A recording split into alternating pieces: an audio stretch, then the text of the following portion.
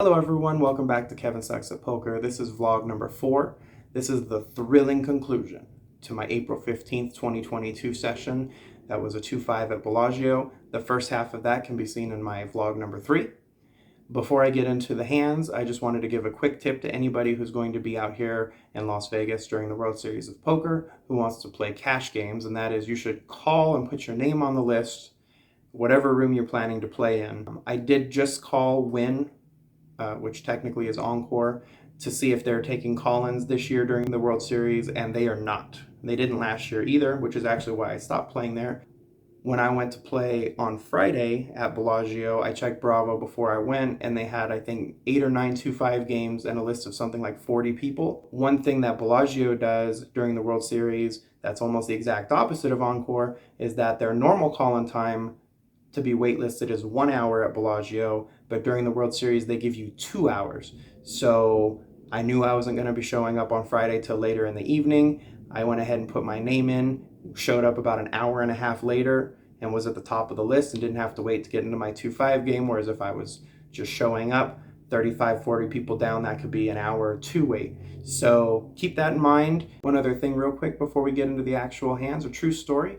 Vlog number 3 of mine came out on a Tuesday. The very next day on Wednesday, my wife and I went to dinner with my parents and my brother who had come to town to visit for the day. And during dinner, my vlog came up. My mother suggested that I should incorporate my dogs into my vlog. Well, spoiler alert for anyone who hasn't seen it, but in vlog number 2, in the intro, a couple of my dogs do make an appearance. So it was pretty obvious that my mom had not seen vlog number 2 at that point, which is okay. I don't expect my parents or anybody else to have to watch my vlogs. They don't care about poker, so totally fine with me. My parents are totally supportive and are awesome people, great parents, so no worries about that. But as we were sitting there, my mom pulled up vlog number 2 because she wanted to see my dog. She didn't really care about seeing me. And while she was listening, waiting in the intro for my dogs to come out, she told my wife that I talked too much. So at least now I know who's disliking my videos. In this one, I'm in the cutoff with pocket 8s. Under the gun raises to 15. I call, and the button calls. The flop is Jack, Queen, 6, all hearts. It gets checked around. I have the 8 of hearts, so I feel like maybe the 8 high flush would be good if it gets there, but it gets checked around, so no real decisions to make on the flop. It's not what I want to bet. The turn is the 5 of clubs. The under the gun player bets 25. I decide to call, and the button folds. I realize that even if I hit a heart, it's the 8 of hearts. That's a middling heart, but a lot of the big hearts are already out, being the Jack and the Queen, so it's true. I could still lose to a 9, a 10, a king, or an ace of hearts, but that's not a ton of them. Obviously, if I hit a heart, I'm going to be careful, but for me, his check on the flop makes me think he probably doesn't have a big heart. If he raised pre-flop with something like ace-king with the ace of hearts, or something like king 10 with a king of hearts, or even maybe a 10 of hearts, then he'd be open-ended with a flush draw. I feel like anybody who raised pre-flop with Broadway-type cards that has a big heart, probably continuation bets on that flop. The river is the king of hearts, so I do make the flush, and that's one other high heart, which means now I'm really only losing to the 9, the 10, or the ace of hearts. So he checks it to me. I think about betting the 8 high flush, but hard to get value here, and I can't really call a raise here. So I decide to check back, even though I think there's a pretty decent chance once he checks to me that my 8 high flush is good. He says he has 2 pair, shows king queen, and I end up winning this one. This next one I'm under the gun with queen 10 offsuit. It's not the greatest hand, but I raise it to 15 and only the button calls. The flop is queen of hearts, 7 of diamonds, 9 of hearts. Obviously heart draws, lots of straight draws, including I have a backdoor heart and straight draw. But I feel like top pair queens is probably good, so I bet 20, he calls. The turn's a 7 of clubs. That doesn't change a whole lot unless someone is holding a 7, which I think is probably not that likely. I bet 45 and he calls again. And the river's the 3 of diamonds. At this point I figure I will check and call a bet. So I check, he checks, and he shows king 9, and I win. This next hand's a pretty big one, and somehow I didn't record most of it. So I thought I hit record, and apparently I didn't. I do have the end of it recorded, but let me fill you in on what happened and explain why I didn't record it. I thought I hit the button, but I didn't, and so it didn't record. And that's what happened here. So I have King Jack of spades on the button. I raise to 20. The hijack 3-bets me to 60. I call, and the small blind also calls. The flop is king, king, queen with king, queen of diamonds. That's a pretty good flop for king jack. The small blind checks. The hijack bets 75. And here I obviously have a decision whether I want to raise with a super strong hand or whether I want to let these people see a turn card with straight draws and 2 diamonds on the board. I just call. I was thinking about raising here, but because the small blind checked in first action, I feel like there's a reasonable chance he's just going to fold to the $75 bet, and I want to let the hijack keep betting when I have a really strong hand. It's a little bit dangerous because if the small blind is checking with straight draws or flush draws, then he gets to see a turn for 75, which could be disastrous for me. But I decide to take that risk and I just call. The turn is a pretty bricky card. It's the 2 of clubs, about as bricky as you can get, really.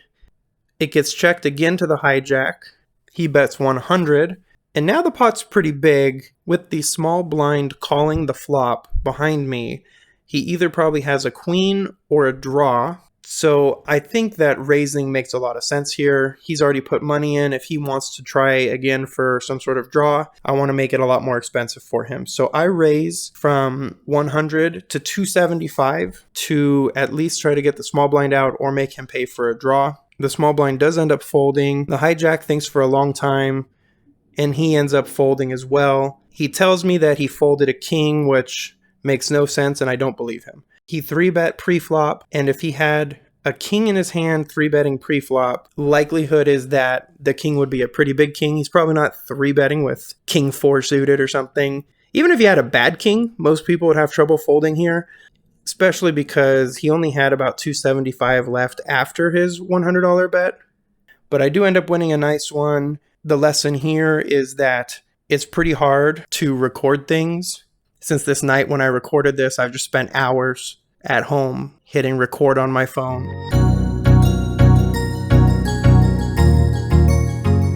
And this next one, I'm in the +1 with ace-jack offsuit. I raise to 20. The low jack and the under the gun players call. The flop is ace 4-10, the 4-10 being clubs. I bet 25, and the low jack calls. Feel like I probably have the best hand there.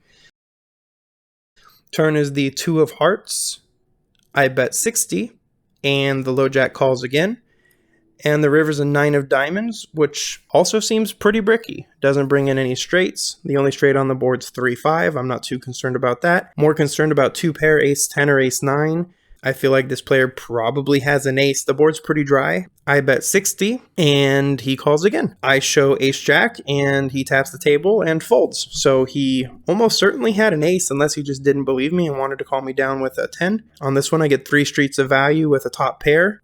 He doesn't show his hand, but he does say that he had an ace. This one's pretty interesting. I have ace-king offsuit in the big blind, and it gets folded around to the button, who raises to 20. I think about 3-betting here, and I definitely would 3-bet if someone raised an earlier position and there was a call, or there were limpers, or the small blind called the raise from the button to 20. I feel like the button probably could have a lot of different holdings here that necessarily aren't super strong, which does mean 3-betting probably wins me the pot right here, but I also kind of want to disguise the strength of my hand. Maybe he's raising with a weak ace or a weak king, and if I hit, maybe I can win a lot more money with ace-king than I would normally, and I just decided I don't want to win the $20 he raised with. I want to try to win a bigger hand. So I just call here. The flop is king, queen, 10, with the queen 10 of hearts. That's a very interesting flop, obviously, for an ace king. I have top pair, top kicker. I have a gut shot straight draw. I also have the ace of hearts for a backdoor heart draw. It feels fairly strong. Obviously, there's a lot of two pair kind of hands in there. King queens, queen tens, king tens. My favorite shitty hand, jack 9 makes a straight. Ace jack makes a straight. So it's definitely a dangerous board. I check. He bets 20 and I call. The turn is the 5 of diamonds. That seems pretty bricky. I check again. He bets 40, and I feel like 40's fine. I call again. If I'm ahead, cool, and if I'm behind, I'm not putting in a ton of money here. The river is the ace of clubs, which means now there's a 4 line to the straight with a jack, but I also make top 2 pair. So it's a very interesting spot to be in. I look at him, though, after the flop and the turn bet, it looks like he feels pretty strong. So I'm trying to be pretty careful here. I check again with top 2. He bets 120 now. He went from a pre-flop raise of 20 to a flop bet of 20 to a turn bet of 40 to now tripling that bet on the river to 120. Even though it's a much stronger bet, I just feel like he's super strong here. If he had some sort of middling hand, he might check back and try to get some showdown out of it, which means he's probably got either a really big hand or a bluff. Not necessarily. There could be some random 2 pair in there that's betting this river, but it doesn't seem likely when there's a 4-liner on the board, which means he probably either has a straight or nothing. It's a more polarizing kind of bet value. Everything tells me he's strong. His body language looks like he has a hand. The way he's breathing doesn't lead me to believe he's bluffing. I try to do a lot of live reads. I pay attention to the way people breathe and the way their hands shake and lots of different things. So his hands are shaking, which generally means a person has a hand. Their adrenaline is high from making a hand that they're excited about, even if they're trying to hide it. Breathing, it can vary, but a lot of times if someone's breathing normally or breathing kind of fast, it's the same kind of thing. I've heard people say that fast breathing usually means someone's bluffing. I generally find it to be the opposite. If someone's not breathing, then generally they are holding their breath because they're trying not to give anything away because they're bluffing. That's not always the case. You got to know your player and you got to have been paying attention if you've been playing with a player for a while. But everything, this guy's posture, all of these things lead me to believe this guy has a strong hand. And I try to play my reads because you have intuition. Obviously, I'm not always right. My reads are often wrong. But if you're not playing your reads, then what are you doing, right? I actually say, unless you raise with nine jacks suited. I don't know. I just believe you so much. I take over a minute. It's hard to fold top 2 here, but everything leads me to believe he has a really strong hand. So I actually show ace king and fold. After he's pulling in the chips, he actually shows jack 9 of spades for a raised jack 9 suited on the button that flopped to straight. Here I'm in the +1 with queen king offsuit.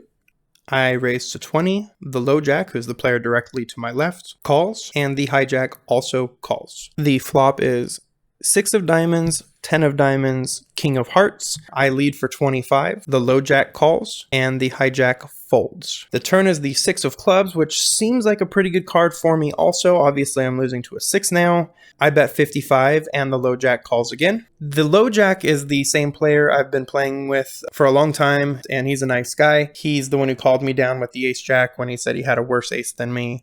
So he will call down hands. The river is the Yahtzee card for me. It's the king of spades. So now I've got the third nuts. I'm losing to quad 6s, of course, and I'm also losing to king 10. But other than that, I'm at least chopping with the king. I bet 140. Again, I'm not tricky or slow playing. I'm not trying to get anyone to bluff at me. He's called me twice. So he thinks for a minute and he shoves for about 480 total or 340 more. I actually say to him, I hope you don't have king 10, but I snap call because I can never fold here. At least not for 340 more. I can never fold here. And he shows ace 10 of hearts. He just hung around on the flop and turn with second pair. And then I guess he figured on the river when the king paired, it makes him more likely to be good with the 10. But this bet doesn't make a ton of sense for several reasons. If I don't have a king, then his 10 is probably good. So I can't call a raise without a king probably.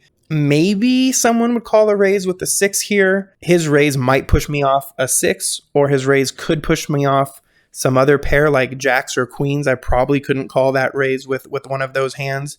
But the way I played the hand, I don't think it seems very likely that I have any of those hands. So if I don't have a king, then I can't call his raise and he wins, but he probably was good anyway, unless I have one of those very few hands, which I don't think seems super likely. And if his 10 is good, just calling makes him the same amount of money since I have to fold any of those other hands anyway. And if I do have a king or a 6 and I don't want to fold, he just dumps the rest of his stack, kind of turning his 10 into a bluff here, which I just don't think the 10 is a hand that you need to turn into a bluff here. That's good. This next hand I'm in the cutoff with king 10 offsuit. The +1 player raises to 20. I call and everybody else folds. The flop is 2 of clubs, 4 of clubs, 8 of spades, and it gets checked around. The turn is the 10 of hearts, giving me top pair. He checks. I bet 25. And he calls. And the river is the 9 of diamonds.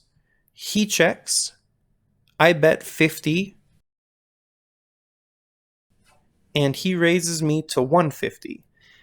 So I'm a little confused on this hand. Clubs missed. There's no flush. There are a couple straights. There's Jack Queen or 7 Jack. And other than that, it seems like he could have some random 2 pair. Like a 9-10, even though I have a 10 blocker, still could be 9-10 or 8-10 suited potentially. Although I don't know that he would raise those hands in the +1, this particular player, maybe. Or he could have flopped a set of 8s or turned a set of 10s. Again, less likely since I'm holding a 10. Out of sets, I think most likely he called a turn bet and rivered a set of 9s, but that doesn't seem super likely either, unless you just think I'm taking a stab on the turn when the 10 hits and a pair of 9s might be good. I think for a while, and I asked him, Set of 9s or Jack Queen? and those are the only 2 hands that make sense to me. Jack Queen on the turn, he would have been calling for a gut shot with 2 overs. The pot isn't that huge, but I think about it for a minute. I'm a little confused. I don't know that either of those are super likely, so I do end up making the call.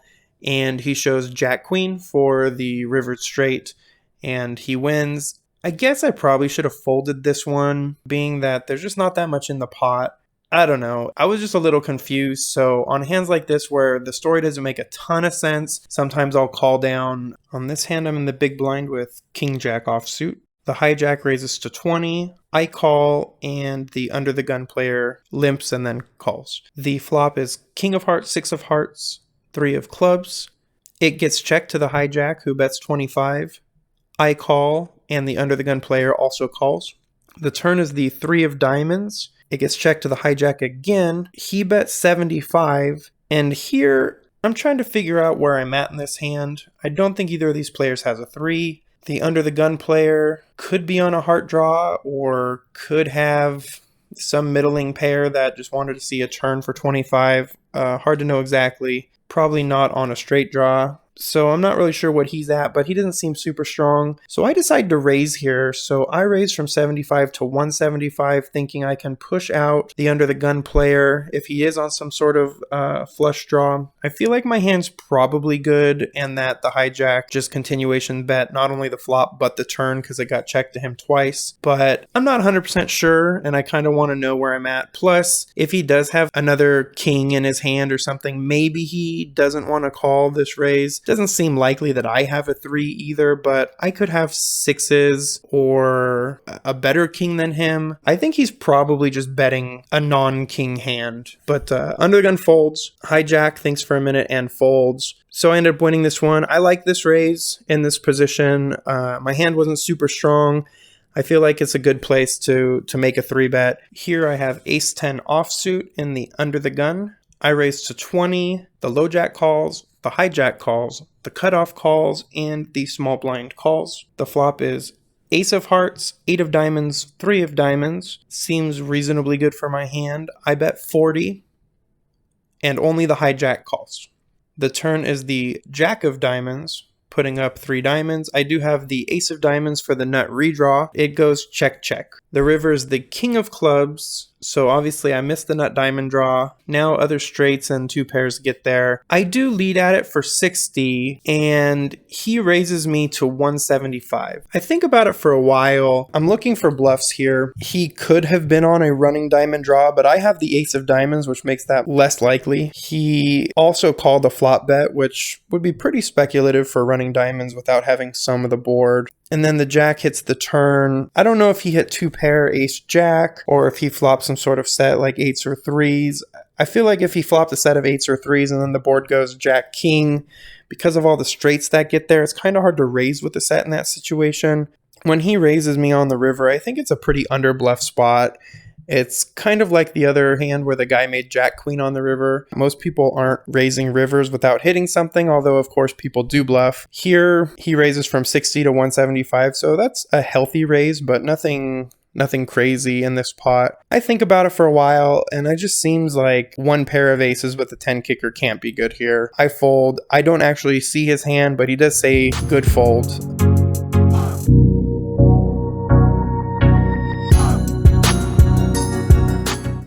All right, what's going on, everyone? It's about 3:30 in the morning. I just quit my session. In for 500, out for 24.91 for a win of 1991, so almost 2,000. Hopefully they keep going well. And we are back for a short outro. I want to thank everyone who's watched this video, who's liked and subscribed so far. I really do appreciate it. All I'm going to do here is talk about my wins and losses between my vlog number 2 and my April 15th recording, which was vlogs 3 and 4. I played on the 8th of April, which was the next Friday, and I lost $690. And I played on April 15th, which was this session, in which I won $19.96. And then I played the Sunday after that, the very next day, and I lost $1,000. Again, if I decide to record on a night that I play poker, that session will be on a vlog. I will not be picking only the ones I win and keeping out the ones I lost. It just so happens that the first 3 times I recorded, I happened to win. So thanks for watching, everybody. We'll see you next time.